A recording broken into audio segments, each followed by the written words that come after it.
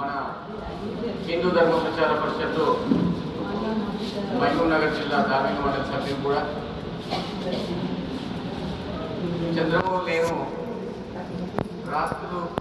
రాత్రులుగా కొన్ని గ్రామాలకు వెళ్ళి భజన కార్యక్రమాలు కూడా చేయించాక ప్రజల పోటీలు నిర్వహించాం. ఎన్నో గ్రామాల్లో కార్యక్రమాలు నిర్వహించడం జరిగింది. మంచిగా మాట్లాడగలిగినటువంటి ఉపన్యాసం అని కాదు కానీ మాట్లాడడంలో మంచిగా మాట్లాడగలిగినటువంటి వ్యాఖ్యాన లక్షణాలు ఉన్నాయి. అందుకోసమే ఈ కార్యక్రమంలో నువ్వు మాట్లాడాలి చంద్రబాబు, నీకు ఒక అంశం ఇస్తున్నానని చెప్పినాను. సరే మంచిది సార్ అన్నాడు. ఎందుకంటే అప్పుడప్పుడు మాట్లాడుతూ ఉంటే విషయ అవగాహన కలుగుతుంది. కొన్ని సందర్భాల్లో అవసరమైతే ప్రవచనం కూడా చేసేటువంటి సమయం ఏర్పడాలనే ఉద్దేశంతో చంద్రబాబు గారిని స్వాగతించడం జరిగింది. ఇప్పుడు చంద్రబాబు గారు శ్రీరాముని వ్యక్తిత్వం అనేటువంటి అంశం ఎక్కడ తిరిగినా రామాయణం చుట్టే తిరుగుతున్నాం కాబట్టి రాముడి వ్యక్తిత్వాలు ఎవరు ఎన్ని రకాలుగా చెప్పినా అది ఒక చక్కెర చిలుక కాలు కొడుకొని తిన్నా తీయనే ఉంటుంది, చేయి కొడుకొని తిన్నా తీయనే ఉంటుంది. కనుక అది చక్కెర చిలుక, దాన్ని ఎట్లయినా మాట్లాడుకోవచ్చు. కాబట్టి ఇప్పుడు చంద్రమౌళి గారు రాముడి వ్యక్తిత్వం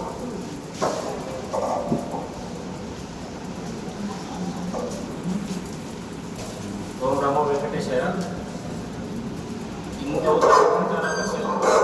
తిరుమల తిరుపతి దేవస్థానం మహబూబ్ నగర్ శాఖ, అదేవిధంగా ఇక్కడ వచ్చినటువంటి ధార్మిక ప్రవచనం చేసేటువంటి పెద్దలందరూ దాదాపుగా అంతర్ముఖంగా పరిచయస్తే మరి ఇంచుమించు అంతర్ముఖంగా మా గ్రామానికి వచ్చినటువంటి వాళ్ళే ఇంచుమించు 1, 2 సార్లు 3 సార్లు వచ్చినటువంటి వాళ్ళే. అయితే ఈ యొక్క కార్యక్రమంలో అంటే పెట్టాలని తెలుసు, కానీ ఇంత తొందరగా పెట్టాలనుకోలేదు. ఒక వారం కిందటే సారు ఇవి ఏదైనా ఒక ఉపన్యాసం ఇవ్వాలి అంటే సరే సాధిస్తాము అనుకున్నాము. సరే రామాయణంలో ఉన్నటువంటి రాముని వ్యక్తిత్వం గురించి కొంచెం చెప్పాలి అని అంటే సరే సార్ చెప్తామని చెప్పినాము. మరి ఆ యొక్క అంశమే ఈరోజు నేను ముందుస్తున్నాను. శ్రీమద్ రామాయణంలోని శ్రీరామచంద్రుడు మర్యాద పురుషోత్తమునిగా వర్ణింపబడ్డాడు. ఆయన వ్యక్తిత్వం ధర్మం, సత్యం, కరుణ, వినయం, త్యాగం, న్యాయకత్వం వంటి సద్గుణాలు సమాహారం.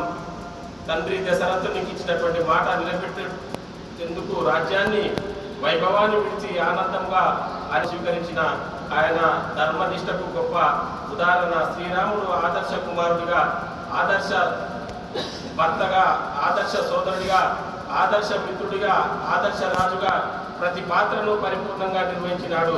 సీతాదేవి పట్ల అపారమైన ప్రేమ, లక్ష్మణునిపై వాత్సల్యం, భరతుని పట్ల అనురాగం, సుగ్రీవుడు, విభీషణుడు వంటి మిత్రులు పట్ల విశ్వాసం ఆయన ఉన్నతమైనటువంటి వ్యక్తిత్వాన్ని తెలియజేస్తాయి. శత్రువుల పట్ల కూడా కరుణతో వ్యవహరించినటువంటి శ్రీరాముని విశిష్టత. రావణుడు యుద్ధంలో అలసిపోయినప్పుడు మరుసటి రోజు సిద్ధమై రావాలనేటువంటి అవకాశం ఇచ్చినటువంటి ఆయన ధర్మ యుద్ధ సూత్రాలను ప్రతిబింబిస్తుంది. శబరి, గురుడు, జటాయువు, హనుమంతుడు వంటి భక్తులు పట్ల ఆయన చూపిన ఆప్యాయత, సమానత్వ భావనకు నిదర్శనం. శ్రీరాముడు కేవలము పరాక్రమశాలి మాత్రమే కాదు, ప్రజల క్షేమాన్ని తన స్వప్రయోజనాల కంటే గొప్పగా భావించినటువంటి ఆదర్శ పాలకుడు. ఆయన పాలన రామరాజ్యంగా స్థాయిగా నిలిచింది.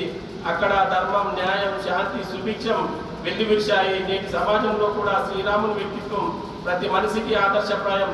సత్యాన్ని ఆచరించడం, ధర్మాన్ని కాపాడడం, పెద్దలను గౌరవించడం, మాట నిలబెట్టుకోవడము, అందరినీ సమానంగా చూడడం వంటి విలువలను ఆయన జీవితం మనకు బోధిస్తుంది. అందువల్ల శ్రీరాముని వ్యక్తిత్వం యుగ యుగాలకు స్ఫూర్తిదాయకంగా నిలిచి మానవ జాతికి ఆదర్శ మార్గదర్శిగా ప్రకాశిస్తుంది. శ్రీరాముడి యొక్క రాముడు అంటేనే ధర్మం, నీతి, నిజాయితీ,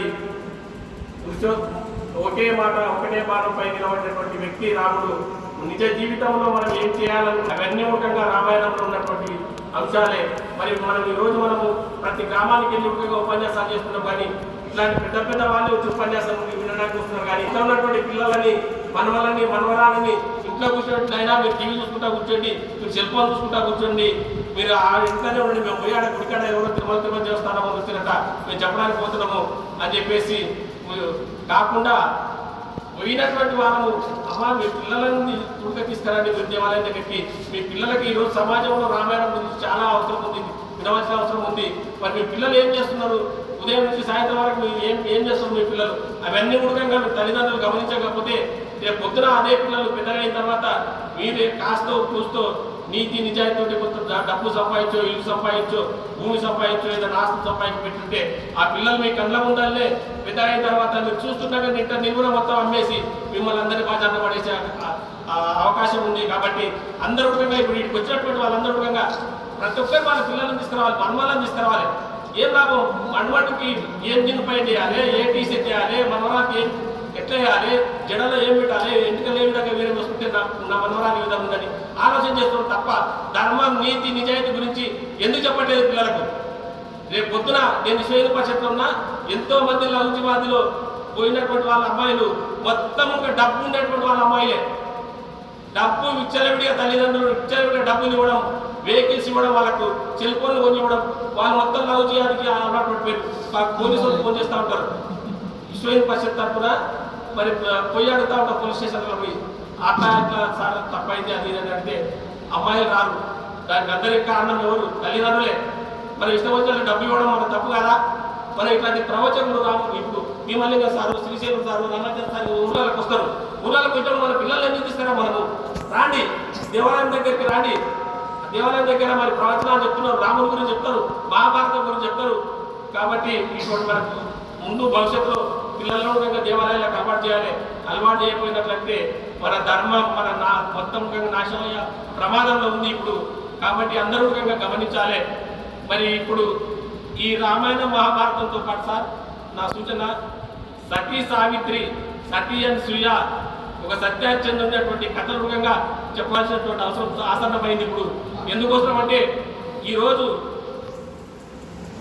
ఇంట్లో ఉన్నటువంటి కోడళ్ళు అత్తల గంజులు వస్తలేదు, కోడళ్ళని సరిగా చూసుకుంటలేరు, వాటి అన్నిటి భర్తని సరిగా చూసుకుంటలేరు. మరి భర్త ఉండగానే పరాయి భర్తలను చూసుకుంటారు, పరాయి భార్యలు ఉన్న ముఖంగా పరాయి వాళ్ళని చూసుకుంటున్నారు. అటువంటివి అన్నీ ఎందుకంటే తెలియక చేస్తున్నారు, ఆకర్షణగా. తెలిస్తే సత్య అనసూయ గురించి, సత్య సావిత్రి గురించి తెలిస్తే ఏ మహిళ తప్పు చేయదు. సీతాదేవి గురించి తెలిస్తే ఎవరు మహిళ తప్పు చేయదు. కాబట్టి వీటన్నిటికీ కారణం తెలియకపోవడమే. తెలియకపోకుండా ఉండడానికి కారణం మనమే. ఎందుకోసం అంటే పిల్లలకు మనం ఏం ఇస్తున్నాము, సెల్ ఫోన్ ఇస్తున్నాము, జిన్ పైన కొనిస్తున్నాము. కానీ ఎక్కడ ఒక రాముని కార్యాలు కానీ ఉదాహరణకు ఇప్పుడు ఎండాకాలం వస్తుంది, అయ్యప్ప స్వామి పూజలు ఉంటాయి. అయ్యప్ప స్వామి పూజ ఇస్తున్నారు, చదువుకోండి పిల్లలని. ఎందుకు చదువుకోరు పిల్లలని? చదువుకోవాలి ఏం చదువుతున్నాడో వాడు మీకు అర్థమవుతలేదు. సభ్యత సంస్కారం లేనటువంటి చదువు చదువుతున్నారు ఇప్పుడు మొత్తం. సభ్యత సంస్కారం రావాలి, మనం అందరం బాగుండాలి. మన పెద్దగా అయిన తర్వాత మన పిల్లలు మనం గంజిపోయాలంటే తప్పకుండా పిల్లలను తీసుకుపోవాలి.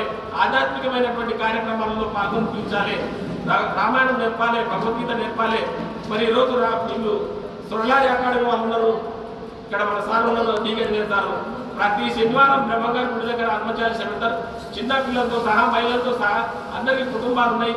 అయినా వచ్చి ఆత్మచార్య చదువుతారు ఒక వారానికి ఒక రోజైనా. మరి మన గ్రామాలలో ఎందుకు రారు? శాంతకుమారి మేడం ఉంది, రజనీ గారు ఉన్నారు. వాళ్ళు ఊర్లోకి వచ్చి మైకు పట్టుకొని వాళ్ళు రాండి నాయన రాండి తిరుపతి దేవస్థానానికి వెళ్ళి మీ ఊరికి వచ్చినట్టే నిదానంగా వస్తారు. అటువంటి పరిస్థితి అంటే వాళ్ళు భర్తలు ఉన్న ముఖంగా వాళ్ళ సంసారాలను వదిలిపెట్టి ఈ దేశం కోసం, ఈ ధర్మం కోసం రాత్రి పగలు మారుమూల గ్రామాలకు వెళ్ళి కూడా ప్రవచనం చేస్తున్నారు మన మహిళల ముఖ్యంగా. మరి మన గ్రామాల్లో ఉన్నటువంటి మహిళలు ఎందుకు రారు? వాళ్ళందరి ముఖ్యంగా మనం ఇప్పటి నుంచి అయినా ఫోన్ చేసి అందరి ముఖ్యంగా వచ్చే విధంగా చేయాలి. మరి రామాచారి గారి గురించి చెప్పాలంటే 2 విషయాలు. నాకు సార్ దాదాపు ఒక 18 సంవత్సరాల నుంచి అంతకంటే ముందుగా పరిచయము. మాకు సంతానం లేదు. సార్ ఇక్కడ పూజ పెట్టిండ్రు, పేపర్లో చూసిన శ్రావణ మాసంలో కార్యక్రమం పెట్టిండ్రు. వచ్చినాము, మా భార్య వచ్చినాము. వచ్చి సార్ని పరిచయం చేసుకున్నాం. ఎవరంటే కూర్చుండగా చేర్పాలి సార్ సరే. అయితే ఈ విధంగా కార్యక్రమాలు పెడుతున్నారు అనేది ముఖ్యంగా చూసినాం ఒకసారి. సార్ మా ఊర్లో కార్యక్రమం పెట్టాలన్నారు. సరే పెడదాం లేదు అన్నాడు. అప్పుడు నేను ఒక్కడే వచ్చిన ఊర్లో భజన మండలి లేదు, ఏం లేదు అప్పుడు ఊళ్ళో. అయితే వచ్చిన తర్వాత మీకేం కోరి అంటే మాకు సంతానం కాలేదు సార్, దాదాపు 10 సంవత్సరాలైన సంతానం కాలేదంటే మీరు కూర్చొనికైనా మీకు సంవత్సరం లోపల తప్పకుండా ఏదో విధంగా సంతానం కలుగుతుందని చెప్పేస్తే మేము ఆ రోజు ఇంకో పూజకు ఊళ్ళో ఉన్నటువంటి వాళ్ళందరినీ జమ చేసి మరి కూర్చుండబెట్టి దాంతో మేము కలిసి ఉన్నాం, మేము మా భార్య కూర్చుంటే మళ్ళీ సంవత్సరం వరకల్లా అక్కడ ఉన్నటువంటి బాబే ఉదాహరణ చెప్తున్నా. అయితే ఇంకో విషయము, వెంకటేశ్వర స్వామిని భక్తితోటి నమ్ముకుంటే మాత్రం తప్పకుండా అది నిజమవుతుంది. అందుకు ఉదాహరణ, నాకు సెల్ ఫోన్ పోయింది, 16,000 సెల్ ఫోన్ పోయింది. ఒక 3 నెలల తర్వాత నేను అందరికి పోలీస్ కంప్లైంట్ ఇచ్చిన, మళ్ళీ బాగానగౌడ సార్ గారికి కంప్లైంట్ ఇస్తే ఆయన ఎస్పీ ఆఫీస్లో ఏదో దొంగతనం దాని మీద క్రైమ్ ఉంటే దాన్ని చూస్తారు, లేకపోతే చూడరు అని చెప్పాడు. ఏదైనా సార్ రిక్వెస్ట్ చేసి చెప్పండి సార్ అంటే, సార్ ఫోన్ చేస్తే ఎవరో ముస్లిం ఆయన ఉన్నాడు దాన్ని సూసైడ్ అయినా, ఆయన ఫోన్ చేసి చెప్పిండు, దాంట్లో నన్ను నెంబర్ పెట్టేసిండు. తర్వాత 3 నెలల తర్వాత మాకు తిరుమల పోవడానికి భజన వచ్చింది.